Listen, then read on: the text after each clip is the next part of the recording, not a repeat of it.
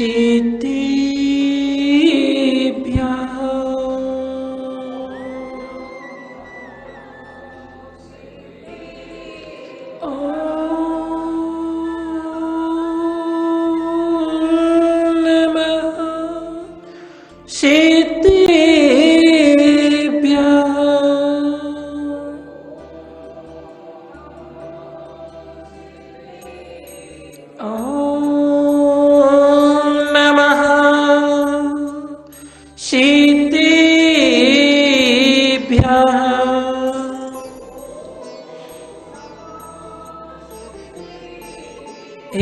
सुरासुरमण से बंदे तुम गोतो दिखायकमिमलं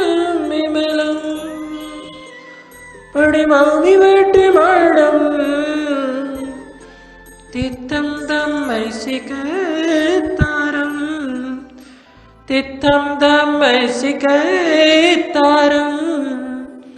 नमो अरिहन्ताणं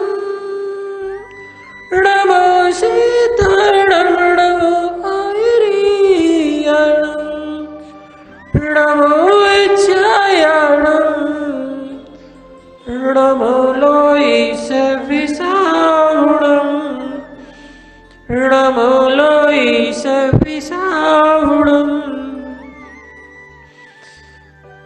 तीन भुवन में सार बीतरागी विज्ञानित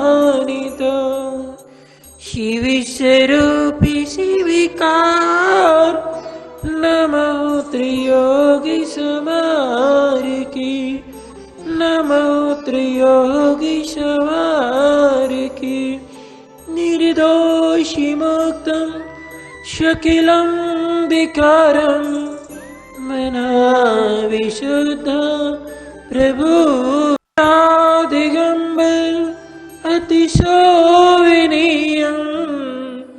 विरागी गुरुवे प्रणमामि नित्यं विरागी गुरुवे प्रणमामि नित्यं। बोले अनंतनी सिद्ध परमेष्टि भगवान की देवादिदेव एक जड़ श्री चंद्र भगवान की देवादिदेव एक जड़ मूल्य श्री शांतिनाथ भगवान के देवादिदेव एक जड़ व्रतवंश नायक महावीर स्वामी भगवान के परम पूज आचार्य भगवान श्री कुंद कुंद स्वामी जी महामुनि राज्य के परम पूज आचार्य भगवान गुरु शिवराज सागर जी महाराज के परम पूज आचार्य भगवान गुरु शिव निश्चय सागर जी महाराज के ऐसवी विश्व जैन धर्म के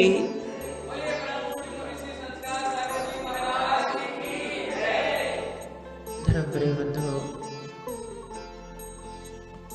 ये हम आप सबके जीवन के पुण्यमय क्षण हैं, जिन क्षणों में हम भगवान शांतिनाथ स्वामी के चरण छाया में बैठ करके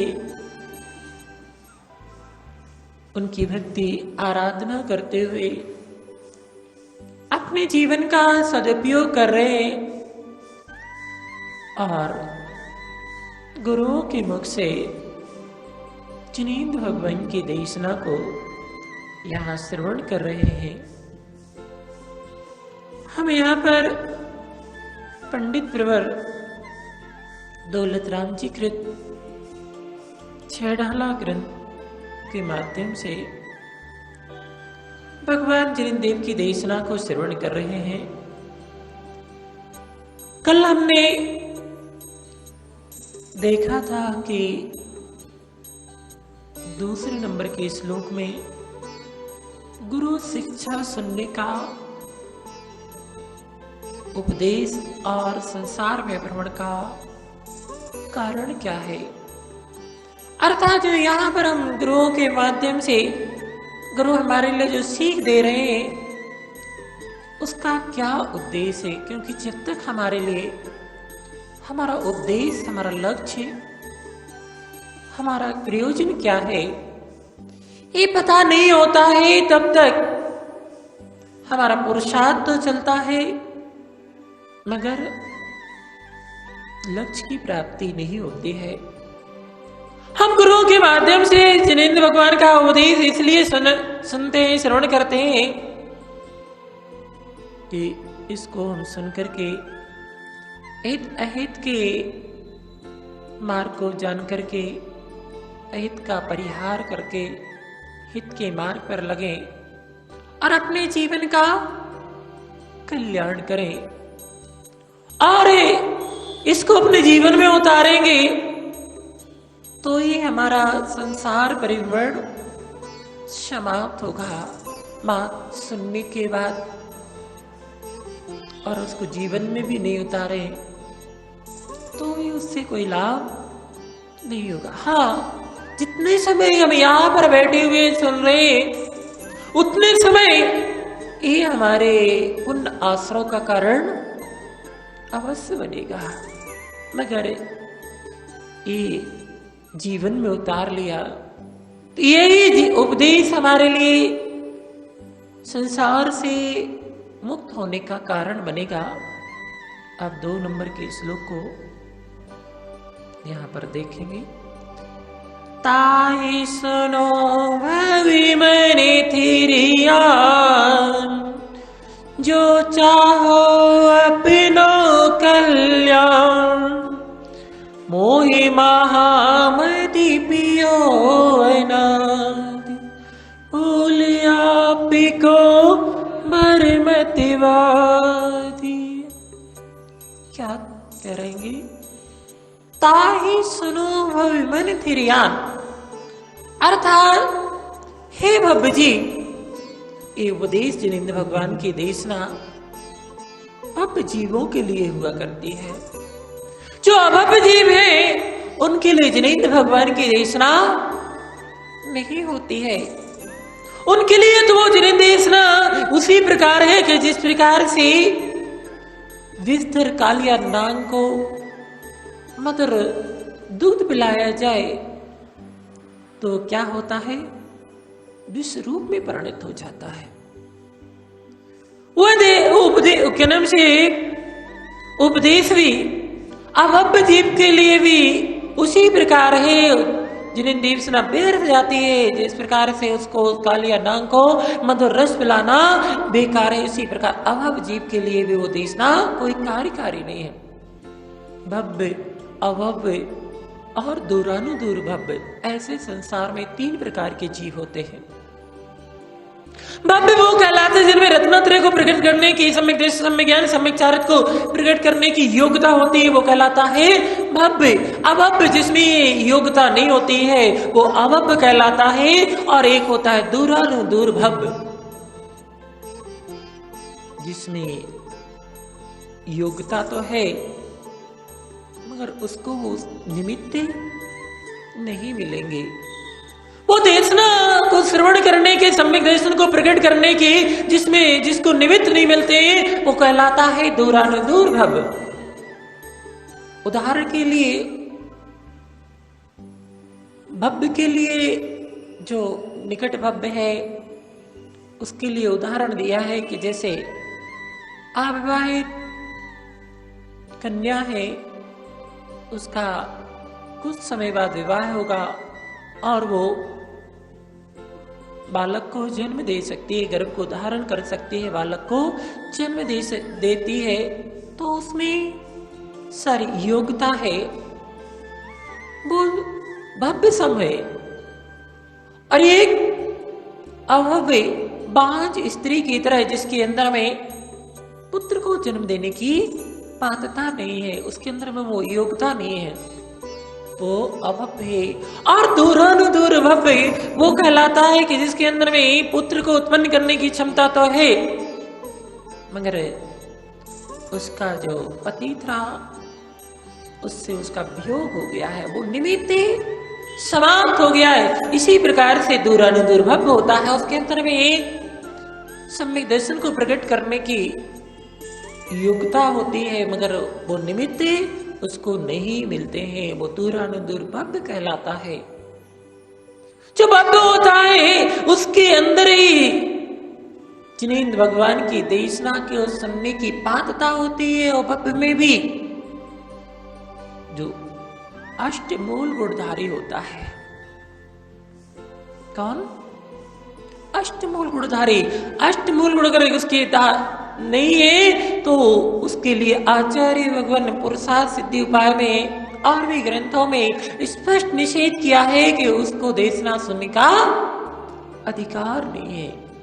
अष्टमूल गुण तो जानते सब लोग, सबके हैं। अष्टमूल नहीं है सबके, सबके हैं। नहीं हो तो आज ही संकल्प कर लेना।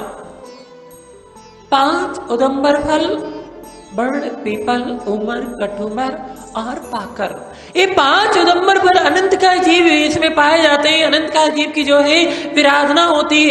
इनको स्पर्श मात करने से भी अनंत जीवों की विराधना होती है। उसका जो सेवन करता है तो कितना विशाल पाप का आश्रय होता है। और 3 मकार, मध्य, मांस और मधु। मध्य यानी मदिरा, मांस जीवों के कलेवर, जीवों का शरीर, जो अनंत काय जीवों का पिंड होता है। और मधु शहद, एक बूंद में अनंत जीव होते हैं। कितने होते हैं? असंख्यात जीव होते हैं। ये 3 मकार और 5 उदंबर फल, इनका जो 8 का त्याग कर देता है वो अष्टमूल गुणधारी श्रावक कहलाता है। उसी के अंदर ही जिनेंद्र भगवान की देशना सुनने की पात्रता है। अष्टमूल गुणधारी नहीं है तो उसके अंदर जिनेंद्र भगवान की देशना सुनने की पात्रता भी नहीं है। अगर वो सुनेगा तो वैसे ही है कि पात्र अगर खराब है और उस पात्र में अगर अच्छी वस्तु भी डाली जाए तो वो खराब हो जाती है। ऐसे अष्टमूल से रहित जीव की देशना को सुनने की पात्रता भी नहीं होती। तो यह कह रहे हैं बाबू जी, जो यदि अपना कल्याण हित चाहते हो, कल्याण की भावना है कि नहीं है? यहाँ पर स्वाध्याय भवन में आए हैं, गुरु के समक्ष आए हैं। आत्महित की भावना है कि ऐसे ही आते हैं? आत्महित की अगर भावना है कि हम इसलिए देशना को सुन रहे हैं, इसलिए गुरु के पास आए हुए कि इनके माध्यम से कुछ उपदेश को ग्रहण करेंगे, कुछ शिक्षा को ग्रहण करेंगे और उसको ग्रहण करके अपने आत्मा का कल्याण करेंगी। अगर कल्याण चाहो ताही तो गुरु की उस शिक्षा को मन को स्थिर करके, मन त्रियोग समार के उस दिन बताया था, नमः त्रियोग समार के, तीनों को संभाल करके मन को, वचन को और काय को, ऐसा नहीं कि शरीर यहां पर बैठा हुआ है और मन, ऐसा बोलते ना, मनवा तो माला तो कर में फिरे और मनवा फिरे बाजार, ऐसा बोलते ना कि माला तो हाथ में चल रही और मन कहां कहां बैठा दौड़ रहा है, कहां कहां जा रहा है। ऐसा सुनना भी कोई कार्यकारी नहीं है। माला चल रहेगी और मन कहां कहां भटक रहा। मन कहां होना चाहिए? जिस की आप माला कर रहे हैं, जो मंत्र कर रहे हैं, उस पर आपका उपयोग होना चाहिए। इसी प्रकार से यहाँ पर बैठे हुए, स्वाध्याय भवन में बैठे हुए, आपका मन यहीं पर होना चाहिए। मन यहाँ नहीं है तो सुनते रहेंगे, यहाँ बैठे हुए हैं, समय निकल जाएगा और आगे होते ना, यहाँ से गए पूरा इसमें, क्योंकि सुना ही नहीं है अच्छे से तो कोई लाभ नहीं होगा। तो मन भी यहीं पर होना चाहिए और वचन अर्थात उस पे नियंत्रण, बातें करना चालू कर दो। हम बैठे तो ही स्वाध्याय भवन में बैठे प्रवचन सुनाएंगे और बातें करना चालू कर दे तो उपयोग दो जगह नहीं हो सकता है। एक ही जगह उपयोग लग सकता। अगर बातों में आपका उपयोग लगा हुआ, बातों करने में आप लगे हुए हैं, तो आपका यहां पर बैठना कोई कार्य करने। और काय को भी हमने उस दिन बता दिया था, विनय के साथ स्वाध्याय भवन में बैठते हैं, जिनवाणी के सामने बैठते हैं, भगवान के सामने बैठते हैं, विनय सहित तीनों को स्थिर करके, तीनों को व्यवस्थित तरीके से जब हम बैठते हैं, कोई फिर स्वाध्याय करते हैं, स्वाध्याय भवन में बैठते हैं, उपदेश सुनते हैं, तो हमारा बैठना कार्य करता ही सुनो मन थिरयान। जैसे मन को स्थिर करके, तो स्थिर करके, एकाग्र करके, आन करके सुनो। इस संसार में प्रत्येक जीव अनादि, ये जीव कब से है? कब से है? अनादि से। इसको कोई बनाने वाला नहीं है। छह द्रव्य, वो जो छह द्रव्य है, इसका कोई कर्ता नहीं है। ना इसका विनाश होता है, ना इसका कभी नवीन उत्पाद होता है। पर्यायों में उत्पाद में चलता है, और जो ध्रुव होते उत्पाद वे ध्रुवात्मक सत यानी जो द्रव्य थे, सद्रव्य लक्षणम, सद्रव्य का जो लक्षण है उसका कभी विनाश नहीं होता है। सिद्धांत है, कर्म सिद्धांत है, असत का कभी उत्पाद नहीं होता है और सत का कभी विनाश नहीं होता है। ऐसा दृढ़ सिद्धांत जब हो जाता है तो जीव सम्यक दर्शन को प्राप्त कर लेता है। वो जीव संसार में अधिक समय तक नहीं भटक सकता है। पर्याय में उत्पाद में चलता है। कर्म प्रयत्न पर्याय और दुर्गति का पात बन रहा है। ये मोह का ही प्रभाव है। क्यों नहीं? ये आपको हित के भाव होते हैं, सब कुछ देख रहे, समझ रहे। मोह महामद पियो नादी, जान रहा है, सब कुछ है, अनुभव कर रहा है, फिर भी आत्मा के हित के भाव नहीं हो रहे। क्यों नहीं हो रहे? सब जान रहे। वृद्ध अवस्था आएगी, कैसी कैसी परेशानी आती है। वृद्ध अवस्था आने से पहले चलो अब तो कम से कम आत्मा का कल्याण कर ले। सर्विस करने वाले होते हैं, सरकार एक समय आने पर उसको रिटायर्ड कर देती है और फिर घर बैठे पेंशन देती है। अब आप जो है धर्म पुरुषार्थ करो, आपको बैठे बैठे वो पैसा दे रहे, अब कुछ करने की आवश्यकता नहीं, फिर भी उलझे हुए हैं धर्म कार्यों में। कितने लोग बैठे हैं यहाँ पर रिटायर्ड हो गए हैं? है कोई? 1 2 3 4 लोग रिटायर्ड हो गए। सरकार पेंशन दे रही कि नहीं दे रही? दे रही है। तो पेंशन दे रही, पेंशन का मतलब अब आप जो है, अब आपको कुछ करने की आवश्यकता नहीं है, यही तो। अब आप जो है आत्मा का कल्याण कर लो, फिर भी आत्मा के कल्याण करने के भाव नहीं हो रहे और लगे हुए हैं और उसमें उलझ रहेंगे। उससे अच्छा तो पहले था कि कम से कम उतने समय ड्यूटी में जाना, उसके बाद में आ गए तो फिर भी कर ला। अब तो और उलझते जा रहे और उनको मोह हो गया, चिंता हो गई, विकल्प हो गए। किसके लिए कमा रहे? अपने लिए तो सरकार पर्याप्त दे रही कि आप अपने लिए भी, अपने जीवन का निर्वाह के लिए भी उसका उपयोग कर सकते हैं और बच जाए और कार्यों में भी कर सकते हैं, फिर भी भाव नहीं हो रहे आत्म कल्याण के। और पापमय प्रवृत्तियों में उलझे हुए और जो है आरंभ सारंभ के कार्यों में उलझे, उसका कारण मोह है। किसके लिए कमा रहे? बोलो, किसके लिए कमा रहे? क्या नाम इनका? एस के जैन साहब, क्या नाम है? आर के जैन साहब। अब किसके लिए कमा रहे हो? आपके लिए तो इतना पर्याप्त है, फिर किसके लिए? परिवार के लिए।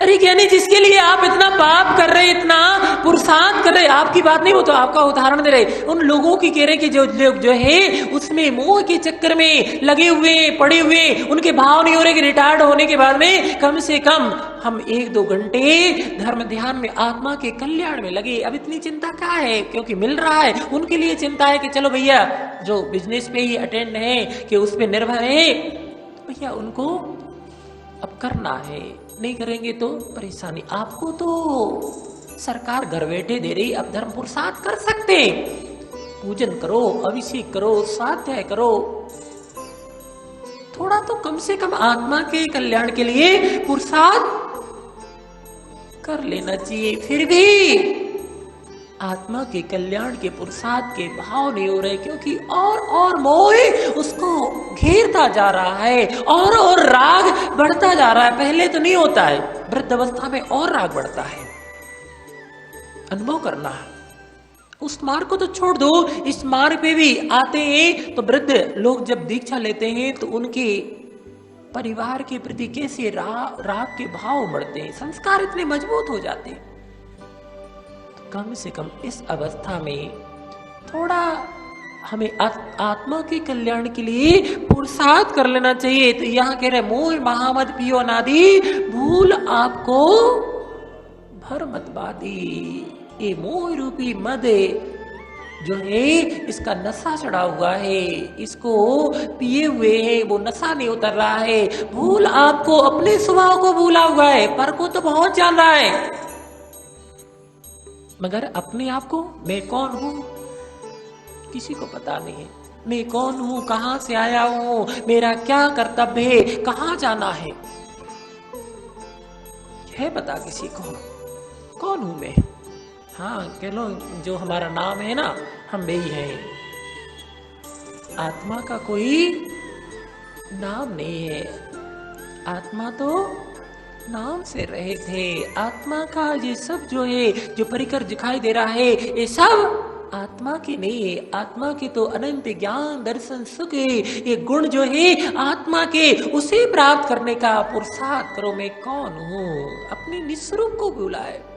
मेरा क्या कर्तव्य है? कहना यही कर्तव्य तो है। परिवार के लोगों के बीच में वो बेटा बेटी पुत्र पौत्र आदि जो है, पत्नी पति आदि जितने, ये तो कर्तव्य है। इनको पालना, इनकी सेवा करना, ये कर्तव्य है। बोलते हैं ये कर्तव्य कर रहे हैं। ये कर्तव्य नहीं, अकर्तव्य है। आपका कर्तव्य है अपना आत्मा का हित करना, ये जीव का कर्तव्य है। ये सब अकर्तव्य है। मुझे क्या करना है उसको पता नहीं है। इस सब तभी समझ में आएगा जब हम स्वाध्याय करेंगे। हम थोड़े से एकांत में विकल्पों से रहित होकर के बैठ करके चिंतन करेंगे तो आपको समझ में आएगा कि वास्तव में मेरा स्वरूप क्या है, मेरा कर्तव्य क्या है, और मैं कर्तव्य को छोड़ करके क्या कर रहा हूं। अपने स्वरूप को भूल करके पर रूप में परिभ्रमण, परम रूप में राग देश करता हुआ परिभ्रमण कर रहा हूं। थोड़ा सा अपने जीवन के लिए, आत्मा के बारे में, जीवन के बारे में थोड़ा एकांत में बैठ करके सारे विकल्पों से रहित होकर चिंतन करेंगे तो समझ में आएगा। मगर इतना चिंतन करने के लिए कहाँ समय है? उलझे हुए हैं, इतने विकल्पों में उलझे हुए हैं कि थोड़े से भी हम धर्म पुरुषार्थ में बैठने का, मन लगाने का पुरुषार्थ करते हैं तो विकल्प बाहर के चलते रहते, क्योंकि वो संस्कार इतने मजबूत बना लिए हैं। इन संस्कारों को तोड़ना है। ये अनादि के जो संस्कार बने हुए उनको समाप्त करना है तो हमें जो है एकांत में बैठ करके थोड़ा आत्मा के हित के बारे में विचार करना पड़ेगा। भूल आपको परमतवादी अपने निस्वरूप को भूल करके इस संसार में परिभ्रमण कर रहा है। निस्वरूप को अगर समझ ले, जान ले, निस्वरूप को प्राप्त करने का पुरुषार्थ कर ले तो संसार में परिभ्रमण नहीं करना पड़े। कब तक करते रहेंगे ऐसे परिभ्रमण? कब तक ये पर में मोह करते रहेंगे? क्या यही जीवन की सार्थकता है। यही जीवन के उद्देश्य है।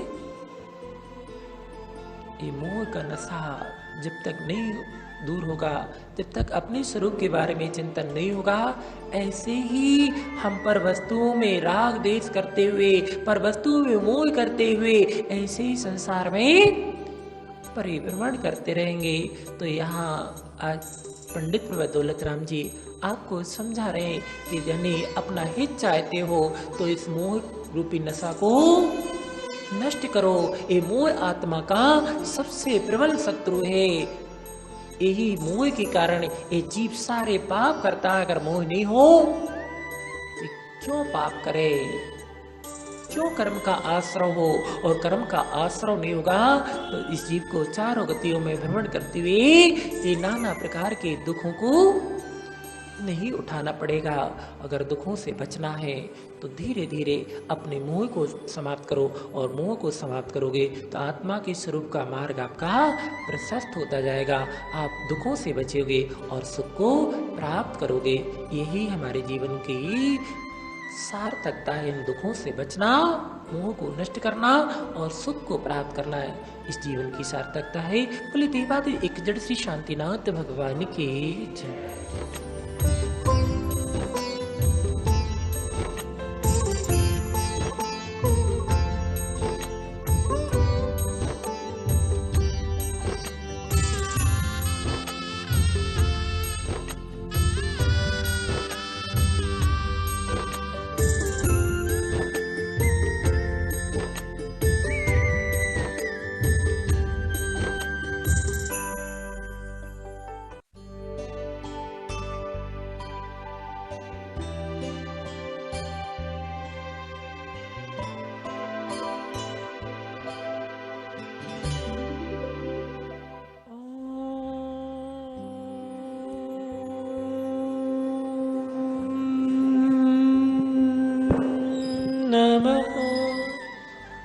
सिद्धिभ्यः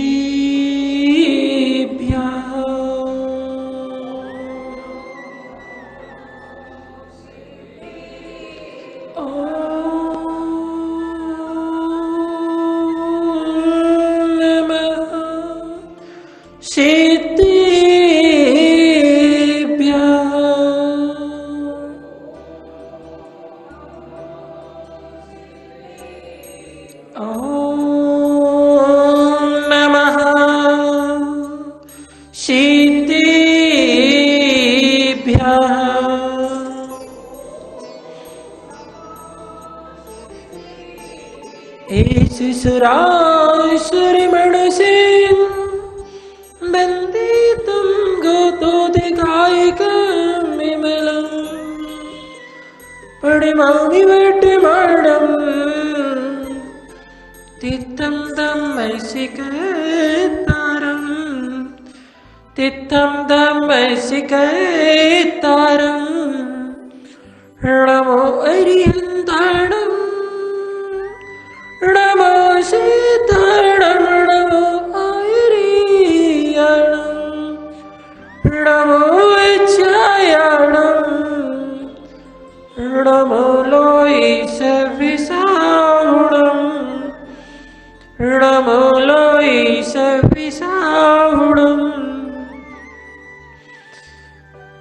तीन भुवन में सार बीतराग विज्ञानित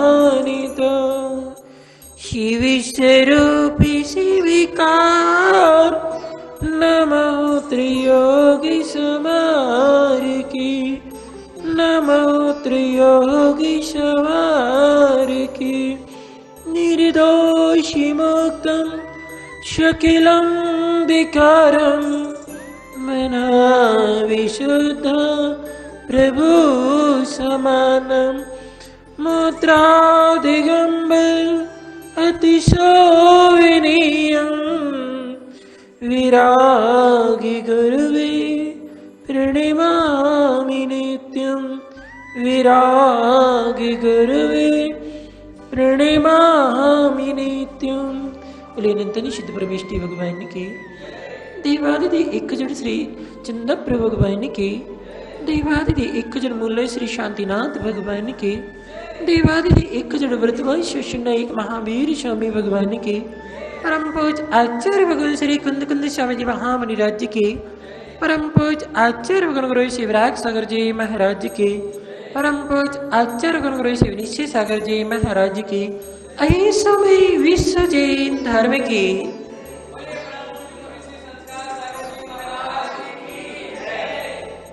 धर्म प्रिय बंधुओं,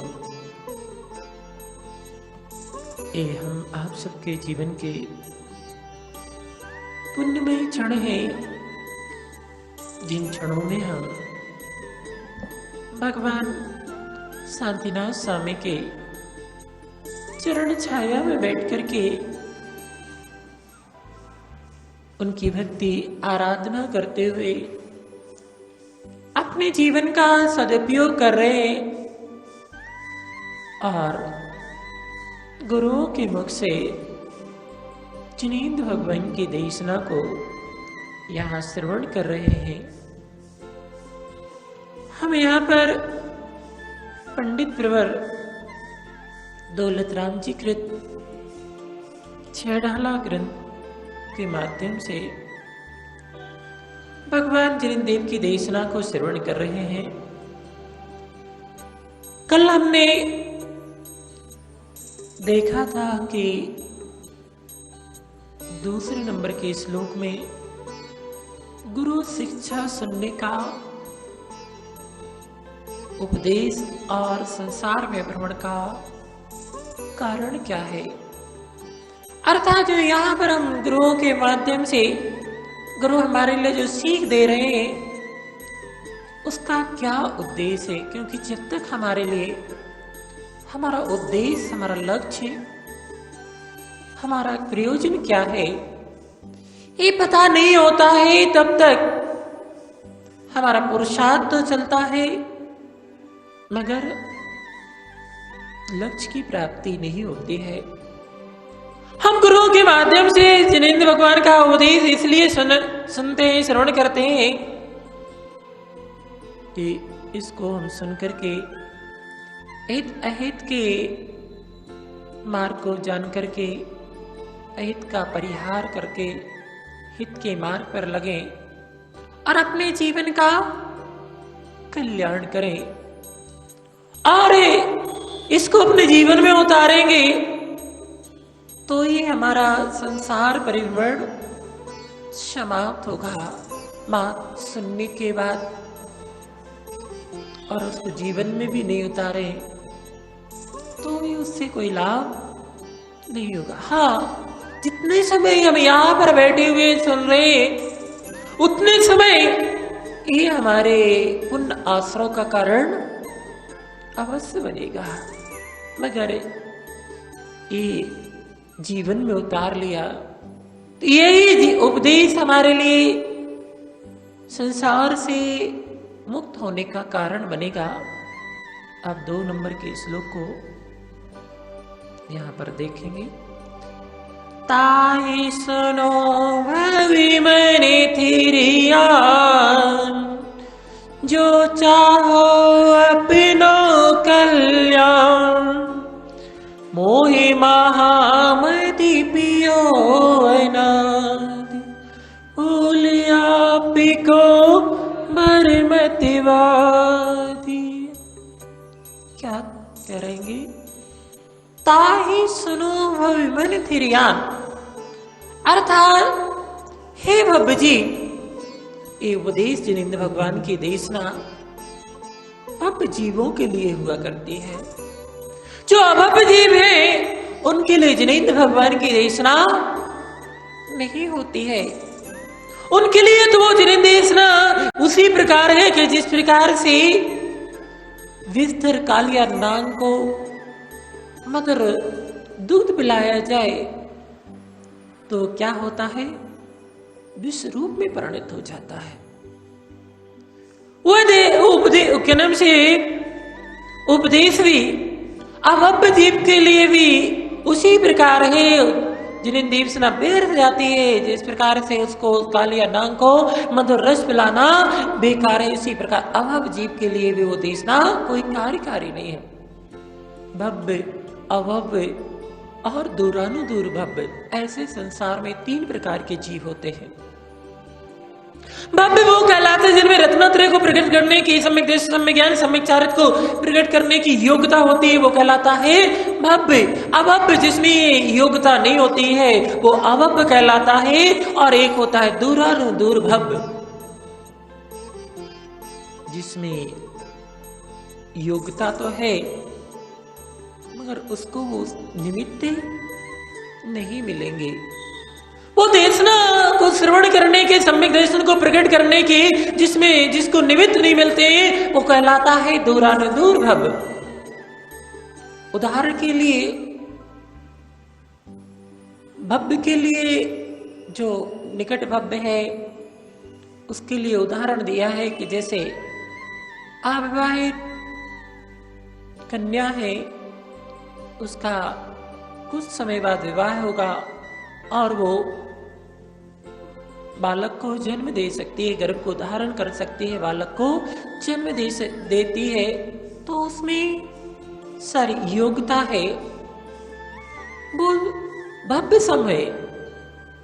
और एक अभव्य बांझ स्त्री की तरह जिसके अंदर में पुत्र को जन्म देने की पात्रता नहीं है, उसके अंदर में वो योग्यता नहीं है, वो अभव्य है।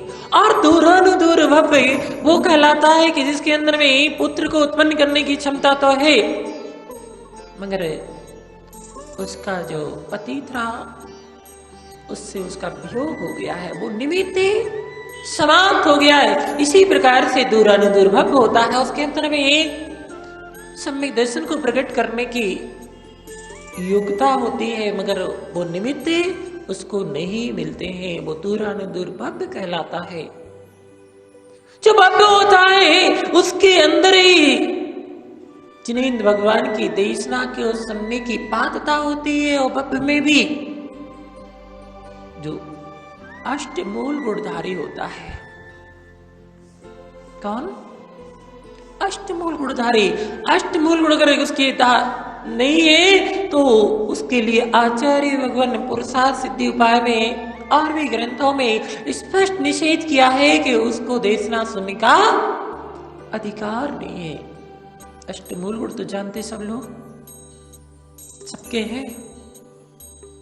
अष्टमूल गुण नहीं है सबके, सबके हैं। नहीं हो तो आज ही संकल्प कर लेना। 5 उदंबर फल, बड़, पीपल, उमर, कठुमर और पाकर, ये 5 उदंबर फल अनंत का जीव इसमें पाए जाते हैं। अनंत का जीव की जो है विराधना होती है, इनको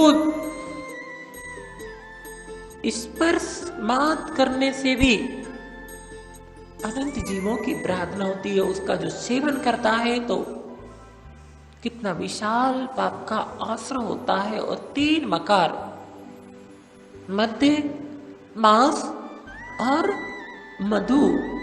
मध्य यानी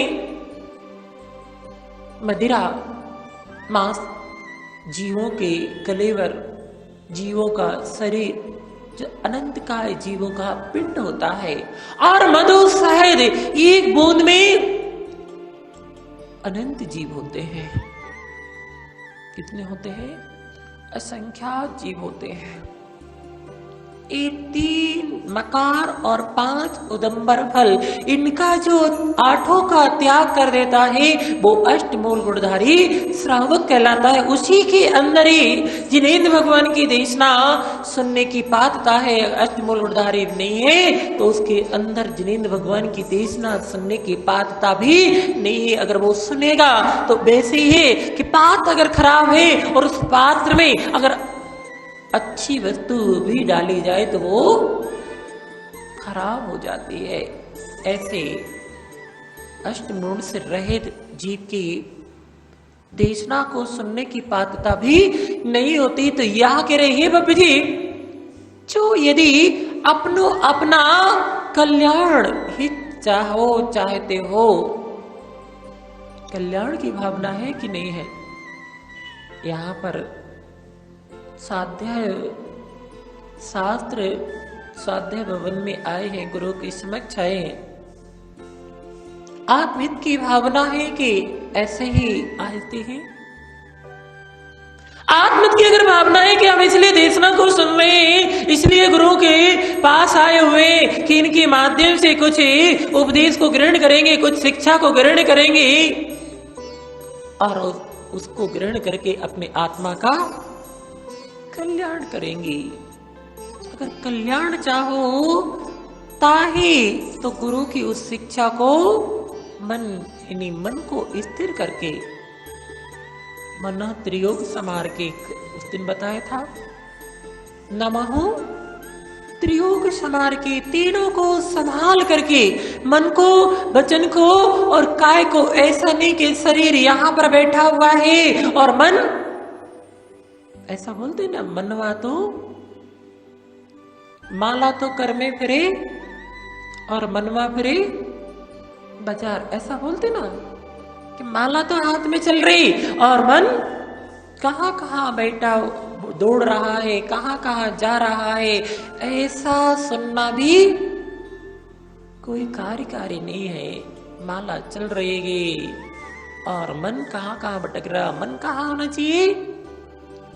जिस की आप माला कर रहे हैं, जो मंत्र कर रहे हैं, उस पर आपका उपयोग होना चाहिए। इसी प्रकार से यहाँ पर बैठे हुए, स्वाध्याय भवन में बैठे हुए, आपका मन यहीं पर होना चाहिए। मन यहाँ नहीं है तो सुनते रहेंगे, यहाँ बैठे हुए हैं, समय निकल जाएगा और आगे बोलते ना, यहाँ से गए पूरा इसमें, क्योंकि सुना ही नहीं है अच्छे से तो कोई लाभ नहीं होगा। तो मन भी यहीं पर होना चाहिए और वचन अर्थात उसमें नियंत्रण बातें करना चालू कर दो। हम बैठे तो हैं, स्वाध्याय भवन में बैठे प्रवचन सुनाएंगे और बातें करना चालू कर दे तो उपयोग दो जगह नहीं हो सकता है, एक ही जगह उपयोग लग सकता। अगर बातों में आपका उपयोग लगा हुआ, बातों करने में आप लगे हुए हैं, तो आपका यहाँ पर बैठना कोई कार्य कर नहीं। और काय को भी हमने उस दिन बता दिया था, विनय के साथ स्वाध्याय भवन में बैठते हैं, जिनवाणी के सामने बैठते हैं, भगवान के सामने बैठते हैं, विनय सहित तीनों को स्थिर करके, तीनों को व्यवस्थित तरीके से जब हम बैठते हैं, कोई फिर स्वाध्याय करते हैं, स्वाध्याय भवन में बैठते हैं, उपदेश सुनते हैं, तो हमारा बैठना कार्य करे। ताही सुनो मन स्थिरयान, जैसे मन को स्थिर करके, तो स्थिर करके, एकाग्र करके, आन करके सुनो। इस संसार में प्रत्येक जीव अनादि, ये जीव कब से है? कब से है? अनादि से। इसको कोई बनाने वाला नहीं है। 6 द्रव्य, वो जो 6 द्रव्य है, इसका कोई कर्ता नहीं है। ना इसका विनाश होता है, ना इसका कभी नवीन उत्पाद होता है। पर्यायों में उत्पाद में चलता है और जो ध्रुव होते उत्पाद वे ध्रुवात्मक सत यानी जो द्रव्य थे, सद्रव्य लक्षणम, सद्रव्य का जो लक्षण है उसका कभी विनाश नहीं होता है। सिद्धांत है, कर्म सिद्धांत है, असत का कभी उत्पाद नहीं होता है और सत का कभी विनाश नहीं होता है। ऐसा दृढ़ सिद्धांत जब हो जाता है तो जीव सम्यक दर्शन को प्राप्त कर लेता है। वो जीव संसार में अधिक समय तक नहीं भटक सकता है। पर्याय में उत्पाद में चलता है, कर्म प्रयत्न पर्याय और स्वयं दुर्गति का पात बन रहा है। ये मोह का ही प्रभाव है। क्यों नहीं? आपको हित के भाव होते, सब कुछ देख रहे, समझ रहे, मोह महामद पियो नादी, जान रहा है, सब कुछ अनुभव कर रहा है, फिर भी आत्मा के हित के भाव नहीं हो रहे। क्यों नहीं हो रहे? सब जान रहे वृद्ध अवस्था आएगी, कैसी कैसी परेशानी आती है। वृद्ध अवस्था आने से पहले चलो अब तो कम से कम आत्मा का कल्याण कर ले। सर्विस करने वाले होते हैं, सरकार एक समय आने पर उसको रिटायर्ड कर देती है और फिर घर बैठे पेंशन देती है। अब आप जो है धर्म पुरुषार्थ करो, आपको बैठे बैठे वो पैसा दे रहे, अब कुछ करने की आवश्यकता नहीं, फिर भी उलझे हुए धर्म कार्यों में। कितने लोग बैठे यहाँ पर रिटायर्ड हो गए हैं, है कोई? 1 2 3 4 लोग रिटायर्ड हो गए। सरकार पेंशन दे रही कि नहीं दे रही? दे रही है। तो पेंशन दे रही, पेंशन का मतलब अब आप जो है अब आपको कुछ करने की आवश्यकता नहीं है, यही तो। अब आप जो है आत्मा का कल्याण कर लो, फिर भी आत्मा के कल्याण करने के भाव नहीं हो रहे और लगे हुए हैं और उसमें उलझ रहेंगे। उससे अच्छा तो पहले था कि कम से कम उतने समय ड्यूटी में जाना, उसके बाद में आ गए तो फिर भी कर ला। अब तो और उलझते जा रहे और उनको मोह हो गया, चिंता हो गई, विकल्प हो गए। किसके लिए कमा रहे? अपने लिए तो सरकार पर्याप्त दे रही कि आप अपने लिए भी, अपने जीवन का निर्वाह के लिए भी उसका उपयोग कर सकते हैं और बच जाए और कार्यों में भी कर सकते हैं, फिर भी भाव नहीं हो रहे आत्म कल्याण के और पापमय प्रवृत्तियों में उलझे हुए और जो है आरंभ सारंभ के कार्यों में उलझे। उसका कारण मोह है। किसके लिए कमा रहे? बोलो, किसके लिए कमा रहे? क्या नाम इनका? एस के जैन साहब, क्या नाम है? आर के जैन साहब। अब किसके लिए कमा रहे हो?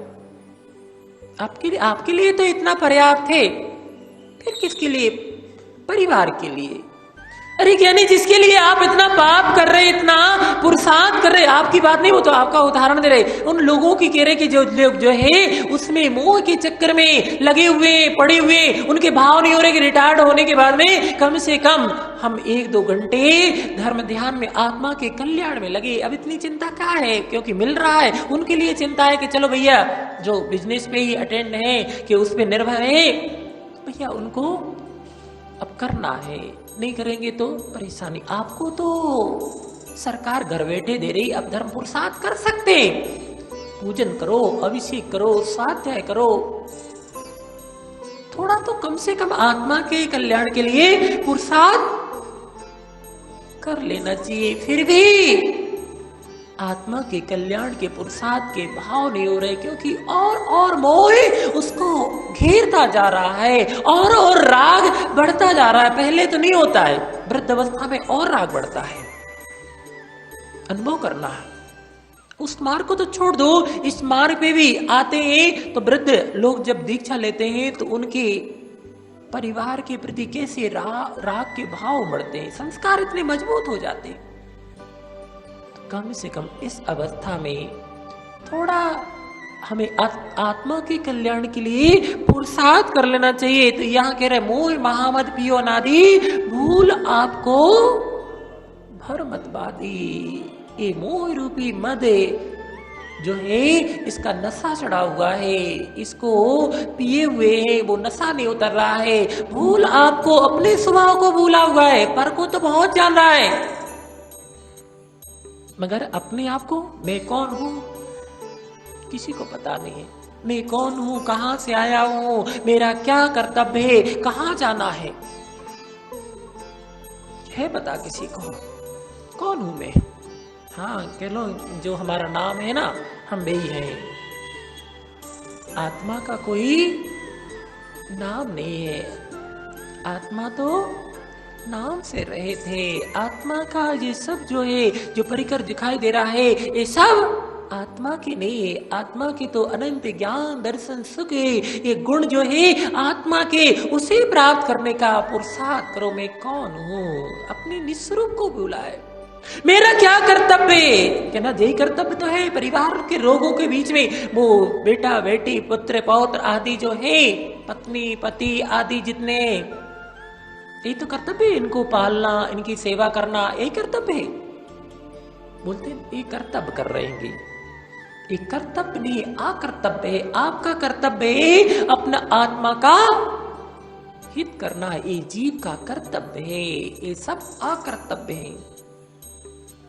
मुझे क्या करना है उसको पता नहीं है।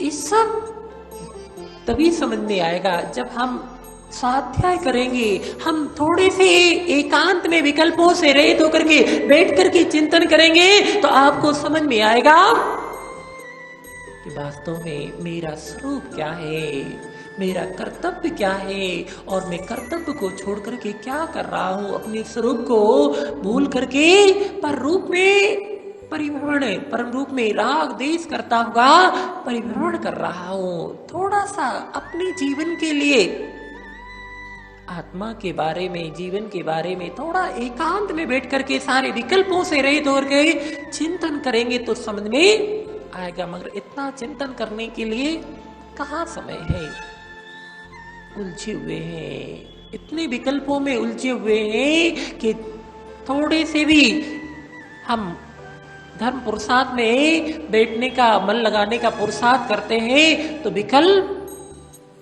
बाहर के चलते रहते, क्योंकि वो संस्कार इतने मजबूत बना लिए हैं। इन संस्कारों को तोड़ना है, ये अनादि के जो संस्कार बने हुए उनको समाप्त करना है। तो हमें जो है एकांत में बैठ करके थोड़ा आत्मा के हित के बारे में विचार करना पड़ेगा।